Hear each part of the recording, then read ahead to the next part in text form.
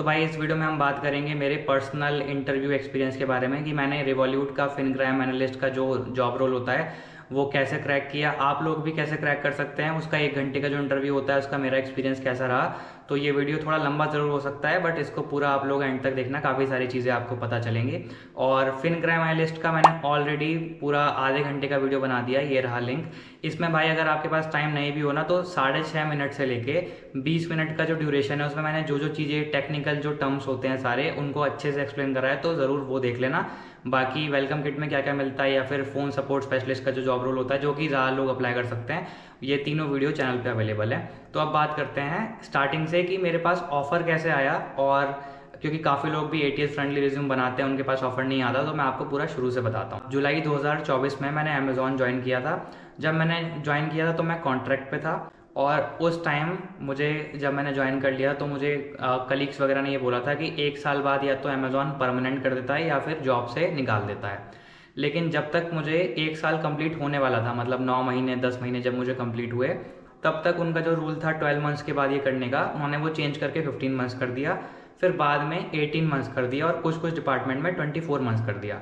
तो जुलाई 2024 से जुलाई 2025 तक तो मैं वहीं पे था, 1 साल मुझे कंप्लीट हो गया। आगे मेरा फिर कॉन्ट्रैक्ट बार बार बढ़ रहा था, लेकिन मैंने ये सोच लिया था कि जुलाई 2024 के बाद कि भाई 1 साल तो हो ही गया, परमानेंट ये लोग कर नहीं रहे हैं तो कहीं और देखना चालू करते हैं। तो मैंने फिर रिवॉल्यूट वगैरह में जुलाई 2024 से ही अप्लाई करना चालू कर दिया था। जॉब अप्लाई करने के लिए हमें चाहिए एक अच्छा सा ATS फ्रेंडली रिज्यूम, तो मैंने भी ATS फ्रेंडली रिज्यूम ही बनाया था, वो भी AI की हेल्प से। आपको भी कुछ नहीं करना, नॉर्मल जॉब डिस्क्रिप्शन जिसमें अप्लाई कर रहे हो वो जॉब डिस्क्रिप्शन कॉपी करके AI में डाल देना, वो पूरा आपको बना के दे देगा। वो टेक्स्ट को आप लेकिन MS वर्ड में डाल के वहाँ से PDF मत बनाना, वो बहुत ही मतलब आउटडेटेड हो गया, बहुत बेकार लगता है वो रिज्यूम। मैं आपको 2 फ्री वेबसाइट बता देता हूँ, पहली है नोवा रिज्यूम और दूसरी है Rezi.ai। यहाँ पे आपको बहुत सारे फ्री टेम्पलेट मिल जाएंगे। जैसे काफ़ी बार आपने लिंक्डइन वगैरह पे किसी ना किसी का रिज्यूम देखा होगा जो काफ़ी प्रोफेशनल होता है, जैसे कि इंजीनियर वगैरह होते हैं, तो वो ऐसे ही जो फ्री टूल्स होते हैं वहाँ से बनाते हैं। तो नॉर्मल आप ये दोनों का यूज़ करके बना सकते हो। और फिर मैंने अप्लाई करना चालू किया, बट आप यकीन नहीं मानोगे भाई, 3 से 4 महीने पूरे मेरे वेस्ट हो गए। मेरे पास एक अनफॉर्चुनेटली का मेल तक नहीं आया, असेसमेंट तो दूर की बात है। और जो पहला मेरे पास असेसमेंट आया वो आया फ़ोन सपोर्ट स्पेशलिस्ट का, जो कि शायद अक्टूबर 2025 के शायद पहले या दूसरे हफ्ते में आया। मैंने वो असेसमेंट दिया बट मेरे पास फिर कोई भी रिवर्ट नहीं आया, ना ही अनफॉर्चुनेटली का मेल आया, ना ही सिलेक्शन का या आगे प्रोसेस का आया, कुछ नहीं आया। फिर भाई मैंने और नॉर्मल पोजीशन में मैं अप्लाई कर रहा था, जैसे आप लोग भी बोलते रहते हो कि मैंने किया, रिस्पांस कब तक आएगा। भाई जुलाई 2025 से नवंबर आ चुकी है, मेरे पास एक भी रिस्पांस नहीं आया, तब भी मैंने हार नहीं मानी। डेली के 15-20 मिनट डेली अप्लाई करता था, क्योंकि मुझे पता है आज नहीं तो कल अमेज़ॉन का जॉब तो चले ही जाएगा। तो इसलिए पहले से मैं रोज़ सुबह उठता था, लिंक्डइन पे 15-20 जितनी मुझे जॉब दिख रही हैं जो मेरे काम की भी नहीं है, क्वालिफिकेशन अलग है, सब में अप्लाई करता था मैं। उसके बाद नवंबर 2025 के पहले वीक में, जितना मुझे याद है, फिनग्राम एनालिस्ट का अकाउंट प्रोटेक्शन का मेरे पास असेसमेंट आ गया। और रिवॉल्यूट में सबसे एक अच्छी बात ये होती है कि अमेज़ॉन में क्या होता है, जब असेसमेंट आता है मेल पे तो वो बहुत जेनरिक होता है। यहाँ पे क्या होता है कि अगर आपके पास असेसमेंट आ गया ना, इसका मतलब है कि जब आपने अप्लाई किया तो आपका जो पूरा फाइल है, आपका जो केस है, वो एक HR को असाइन हो गया है। फिर वो HR आपको असेसमेंट का मेल भेजता है, वहाँ पे लिखा भी होता है, जो HR असाइन है उसका नाम लिखा होता है। फिर मैंने उस वाले असेसमेंट को दिया। देने के बाद भाई 1 हफ्ता बीत गया, फिर 2 हफ्ते बीत गए। 28 नवंबर 2025 को जाके HR का मेरे पास मेल आया, जिसमें उसने सैलरी, मुझे कितनी एक्सपेक्टेशन है सैलरी की, नोटिस पीरियड अभी मेरा क्या चल रहा है, ये सब बेसिक डिटेल मेरे से पूछी। बट उस टाइम क्योंकि अमेज़ॉन में मेरा बहुत अच्छा चल रहा था और रिसेंट में ही मैंने 2 महीने का एक्सटेंशन साइन किया था, 2 महीने मेरा कॉन्ट्रैक्ट आगे बढ़ गया था। तो मैंने भाई बोल दिया कि मुझे 8 से 10 लाख रुपए एक्सपेक्टेशन है सैलरी की, और नोटिस पीरियड मैंने लिख दिया 60 डेज़ का, क्योंकि मुझे लगा इसमें हो जाएगा तो ठीक है, नहीं हुआ तो अमेज़ॉन में तो चल ही रहा है। बट उसके बाद ही फिर मेरा 2 महीने बाद इन्होंने आगे बढ़ाया नहीं, वो बात अलग है। लेकिन ये जब मैंने मेल किया HR को, तो फिर HR ने मुझे 1 दिन बाद रिवर्ट किया कि ठीक है, we will get back to you. और फिर भाई 2 दिन बाद एक मेल आया है कि ठीक है, हम आगे आपका जो एप्लीकेशन है वो नहीं बढ़ा सकते, रिजेक्ट कर दिया मुझे। फिर उसके बाद भाई मैंने इस HR को कम से कम 3 से 4 बार मेल करे कि ठीक है, मैं इमीडिएट ज्वाइन कर लूँगा, जो भी आपका सैलरी बजट होगा सब मैं कर दूँगा। HR ने भाई रिप्लाई तक मुझे कुछ नहीं किया, मेरी इस HR से बात ही नहीं हुई उसके बाद।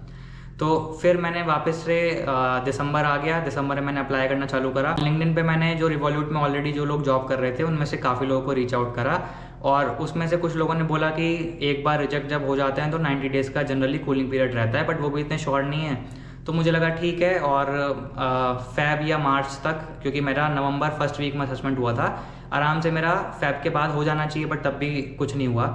लेकिन फिर भाई मैंने बीच में कुछ अलग अलग तरीके अपनाए। पहला तरीका मैंने क्या अपनाया, क्योंकि रिवॉल्यूट एक यूके की कंपनी है जो यूके के सिटीजन्स हैं, मतलब इंडिया में अगर बोलें तो ब्रिटिशर्स जो हैं जो रिवॉल्यूट में जॉब करते हैं, उसमें से मैंने काफ़ी लोगों को रिक्वेस्ट भेजी लिंक्डइन पर, और उसमें से कुछ लोगों ने रिक्वेस्ट एक्सेप्ट कर ली। कुछ फाइनेंस डिपार्टमेंट के थे, कुछ आईटी डिपार्टमेंट के थे। उसमें से मुझे कुछ ऐसे लोग दिख गए जो कि बुक अपॉइंटमेंट था, जैसे होता है ना काफ़ी लोगों का, फ्री ऑफ कॉस्ट। उसमें से भाई मैंने फिर बुक अपॉइंटमेंट कर दिया 2 दिन बाद का, 1 हफ्ते बाद का, 1-2 लोगों के साथ। लेकिन जो एक्चुअल मीटिंग की डेट बुक करी थी मैंने, उससे 1 दिन पहले उन सब ब्रिटिशर्स का मेरे पास आया है कि व्हाट इट इज़ अबाउट, किस बारे में तुमको बात करनी है। तो मैंने लिखा कि रेफ़र आप अगर कर दें तो बहुत अच्छा होगा, मैं ऐसे अप्लाई कर रहा हूँ, रिवॉल्यूट मेरी मतलब one of the dream company है। तो उन्होंने भाई कोई रिस्पांस नहीं दिया, और उन्होंने फिर मीटिंग ज्वाइन नहीं करा। तो ये प्लान तो मेरा फ्लॉप हो गया। लेकिन मैं आपको तरीका बता रहा हूँ, आगे मेरी जॉब इसी तरीके से ही लगी है, नॉर्मल अप्लाई करने से इतना नहीं होता, ना ही लगी है मेरी अप्लाई करने से नॉर्मल। तो भाई ये हुआ। फिर करते करते मैंने अपना जो रिज्यूम था इसके मैंने 4-5 वेरिएशन बना लिए। अगर फ़ोन सपोर्ट स्पेशलिस्ट में रिटेल में लिखा है, रिटेल मतलब कस्टमर आप जैसे और मेरे जैसे लोग, तो मैंने रिटेल के लिए अलग रिज्यूम बना लिया।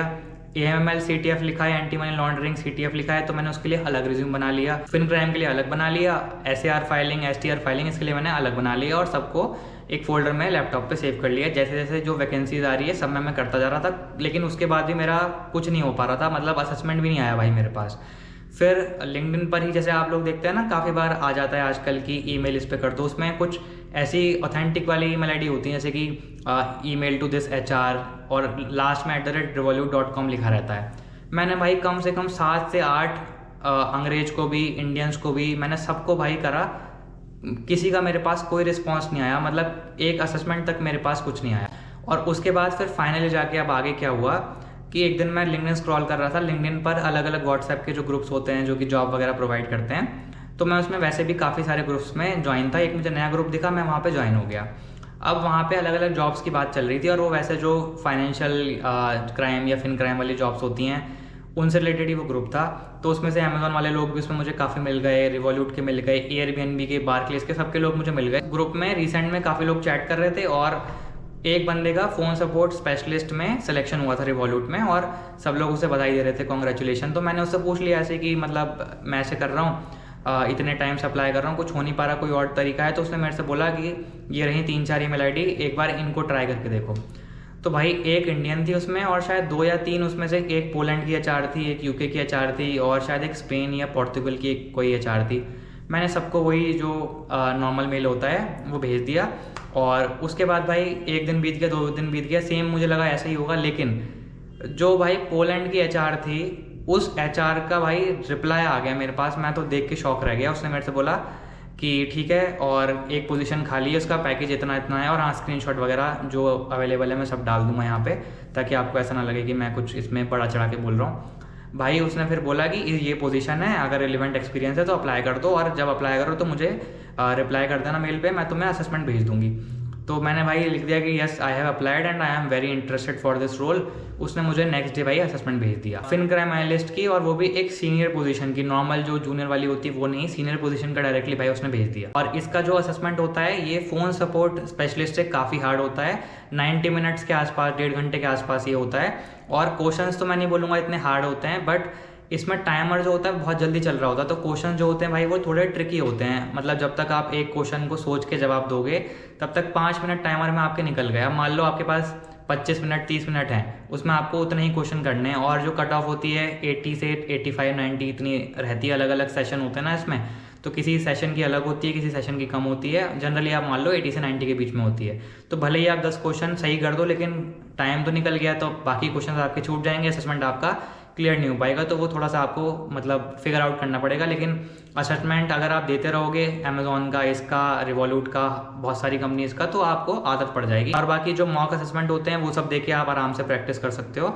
और भाई जब मैंने असेसमेंट दे दिया, असेसमेंट देने के 2 से 3 दिन बाद इसने मुझे बोला कि स्क्रीनिंग राउंड जो होता है 15 मिनट का, ये HR लेती है, जो मैंने आपको बताया था ना अभी वीडियो के शुरू में कि जो आपके केस पर साइन होती है। तो इसने ही मेरा स्क्रीनिंग लिया और स्क्रीनिंग में इसमें मेरे से बेसिक कुछ 4 से 5 क्वेश्चन पूछे, जैसे कि व्हाट इज़ SAR और AML क्या होता है और रिवॉल्यूट के बारे में क्या क्या पता है, अमेज़ॉन का जॉब क्यों छोड़ा, सब मैंने इसे बता दिया। उसके बाद इसने बोला ठीक है कुछ और क्वेश्चंस हैं या सैलरी वगैरह ठीक लग रही है आपको, मैंने कहा हाँ सब ठीक है। इसने फिर बोला ठीक है और राउंड में आपका क्लियर कर रही हूँ, सामने ही भाई उसमें ही बोल दिया। और उसके बाद फिर आपको फाइनल इंटरव्यू के लिए मेल आ जाएगा, उसको आप चेक कर लेना। इस स्क्रीनिंग राउंड के विदिन 1 घंटे बाद मेरे पास मेल आ गया, उसमें गूगल कैलेंडर का लिंक था और उसमें मैं खुद ही अपने हिसाब से टाइम और डेट इंटरव्यू की चूज़ कर सकता था, लेकिन जो पहली डेट अवेलेबल थी वो भाई 20 दिन के बाद की थी। तो जितना मुझे याद है मार्च मिड के आसपास मैंने भाई ये स्क्रीनिंग राउंड दिया है और फिर मैंने मार्च एंड या शायद अप्रैल फर्स्ट वीक के आसपास मैंने डेट चूज़ करी जो नियरेस्ट अवेलेबल थी। और जब भी आप डेट चूज़ करो, क्योंकि ज़्यादातर यूरोप के लोग होते हैं मतलब मैनेजर, इसको स्किल इंटरव्यू बोलते हैं बेसिकली, 1 घंटे का जो होता है, वो लोग टाइम डिफरेंस के हिसाब से आप समझ रहे हो ना, तो अगर आप दोपहर का स्लॉट चुनोगे इंडियन टाइम में तो वहाँ पे उस टाइम सुबह हो रही होगी, तो इसलिए ये परफेक्ट है। रात वगैरह का शाम का मत चुनना इंडियन टाइम में, क्योंकि वहाँ पे तब तक दोपहर या फिर ऑलरेडी इवनिंग वगैरह चालू हो चुका होगा और मान लो उनका दिन सुबह से ख़राब गया है, उन्होंने सुबह से 4 लोगों का इंटरव्यू ऑलरेडी ले लिया है, पूरे वो एग्जॉस्ट हो चुके हैं, तो आप नहीं चाहोगे कि भाई एग्जॉस्ट वाली कंडीशन में कोई आपका इंटरव्यू ले, इसलिए ये वाला टाइम चुन लेना। और फिर भाई मैंने बस पूरी तैयारी करी जो कि आपने देख ही लिया लास्ट वीडियो में। भाई जो मैंने डिटेल में उस वीडियो में बताया है वो पूरा आपको एज इट इज़ पढ़ के जाना है, चाहे आप फिनक्राइम का दे रहे हो चाहे आप फ़ोन सपोर्ट स्पेशलिस्ट का दे रहे हो, उतना पढ़ लोगे तो मैं भाई आपको श्योरिटी दे सकता हूँ कि आपके चांसेस बहुत हाई हैं इंटरव्यू क्लियर होने के। तो खैर मेरा भाई फाइनल इंटरव्यू स्टार्ट हुआ, पोर्तुगल का ये एक सीनियर मैनेजर था और इंटरव्यू के स्टार्टिंग में ही जैसे आपका लैपटॉप ऑन होगा तो गूगल मीट पे ये स्क्रीन शेयर आपसे करवा लेंगे तुरंत, इंटरव्यू स्टार्ट होने से पहले। इंट्रोडक्शन भी बाद में लेंगे, पहले स्क्रीन शेयर होगा और पूरे 1 घंटे तक स्क्रीन आपका शेयर होता रहेगा। जैसे ही भाई मेरा इंटरव्यू फाइनल वाला चालू हुआ, इन्होंने मेरे से बोला मैनेजर ने कि आप स्क्रीन शेयर करो। मेरा जो लैपटॉप है वो काफ़ी पुराना है, तो मैं उस पर जैसे ही क्लिक कर रहा हूँ स्क्रीन शेयर करने के लिए, भाई मेरा स्क्रीन ही फ्रीज़ हो गया, बस आवाज़ मुझे आ रही है, कुछ चल ही नहीं रहा। तो भाई जो मैनेजर था उसने साफ साफ बोल दिया कि आपका अभी इंटरव्यू नहीं हो पाएगा और मैं तभी आगे बढ़ूंगा जब मुझे स्क्रीन दिखेगी आपकी। तो मैंने उसको बोला कि लेट मी रिफ्रेश, मैं एक बार फिर से करता हूँ। उन्होंने कहा ठीक है ट्राई कर लो, तब जाके भाई हो गया। और फिर उन्होंने बेसिक जो मेरे से पूछा कि रिवॉल्यूट के बारे में क्या पता है, अमेज़ॉन का एक्सपीरियंस क्या है।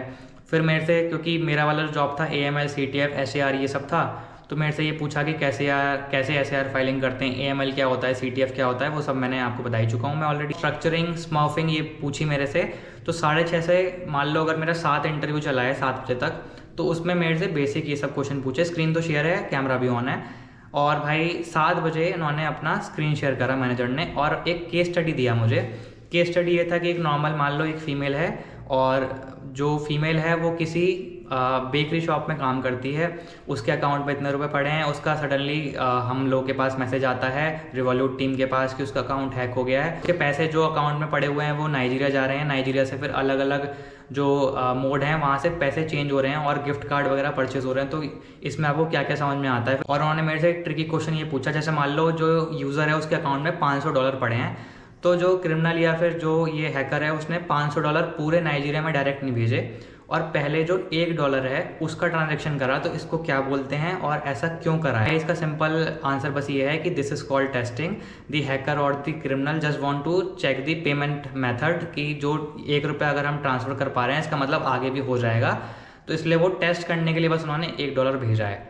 और इसमें स्मर्फिंग हो रही है, स्ट्रक्चरिंग हो रही है, ये सब बताना है कि कौन सी चीज़ का एग्जाम्पल है, एंटी मनी लॉन्ड्रिंग आपको लग रहा है या फिर आपको लग रहा है कि ये टेरर फाइनेंसिंग की तरफ पैसा जा रहा है। तो ये सब भाई सवाल पूछे, बहुत मतलब पूरा मेरे बैलेंस शीट बना के भाई मुझे दिया हुआ था और बैलेंस शीट में अलग अलग 1 सवाल 2 सवाल ऐसे करे कम से कम नहीं तो भाई 15 से 20 सवाल आधे घंटे में उसने मेरे से पूछ लिए होंगे भाई। फिर लास्ट के 5 मिनट में मैनेजर ने मेरे से पूछा कि आपको कुछ सवाल पूछना है, मैंने कहा नहीं मुझे कुछ सवाल नहीं पूछना। तो उन्होंने कहा ठीक है, योर इंटरव्यू इज डन और the HR will get back to you. और पूरा भाई एग्जैक्ट 1 घंटे का इंटरव्यू था, 60 मिनट्स का। 60 मिनट्स में ही उन्होंने पूरा रैपअप करा, ना 1 मिनट कम ना 1 मिनट ज़्यादा।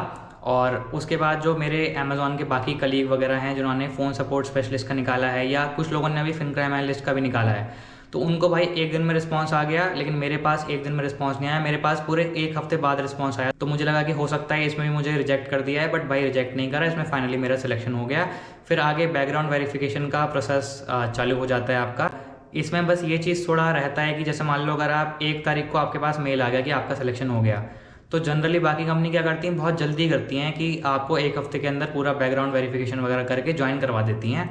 लेकिन यहाँ पे आराम से आपके पास 1-1.5 महीना होता है। और अगर आप कहीं अभी नोटिस पीरियड पे हो तो आपके पास काफ़ी टाइम है कि आप पूरा नोटिस पीरियड सर्व करके फिर यहाँ पे ज्वाइन कर सकते हो, क्योंकि रिवॉल्यूट के बैचेस होते हैं, जस्ट लाइक अमेजॉन, अलग अलग बैच होते हैं। तो मुझे जो बैच मिला वो 1-1.5 महीने बाद का बैच था, क्योंकि मैंने ये जो पूरा प्रोसेस है करते करते भाई मार्च का लास्ट या अप्रैल का शायद फर्स्ट वीक आ गया था। और अभी जब मैं ये वीडियो शूट कर रहा हूँ तो मई चल रही है, तो अब जाके मेरी मई के पहले हफ्ते के एंड में ज्वाइनिंग हुई है। तो आप लगा लो पूरा 1 से सवा 1 महीना हो गया, तो इतना टाइम लग जाता है। और फिर जो बैकग्राउंड वेरिफिकेशन है वो भी भाई इनका काफ़ी हार्ड है। जो पुलिस वेरिफिकेशन, क्रिमिनल चेक या फिर लास्ट कंपनी के मैनेजर को ईमेल भेजते हैं लोग, तो वो सब मैं आपको नेक्स्ट वीडियो में पूरा बता दूंगा कि कौन कौन से डॉक्यूमेंट आपके पास होने चाहिए। और अगर फ्रेशर हो तो आपको क्या करना है वो किसी और वीडियो में कवर करेंगे। बस मैं आपको ये वीडियो से ये बताना चाह रहा था कि नॉर्मल अप्लाई करने का जो पूरा प्रोसेस है वो अप्लाई करके एटीएस फ्रेंडली बनाओ, चाहे आपके पास 5 नहीं 10 साल का एक्सपीरियंस भी हो, रिज्यूम अच्छा हो, कुछ भी हो, लेकिन तब भी हो जाता है, क्योंकि इंडिया में सिस्टम ही ऐसा है, इसमें किसी कंपनी वालों की आपकी कोई गलती नहीं है।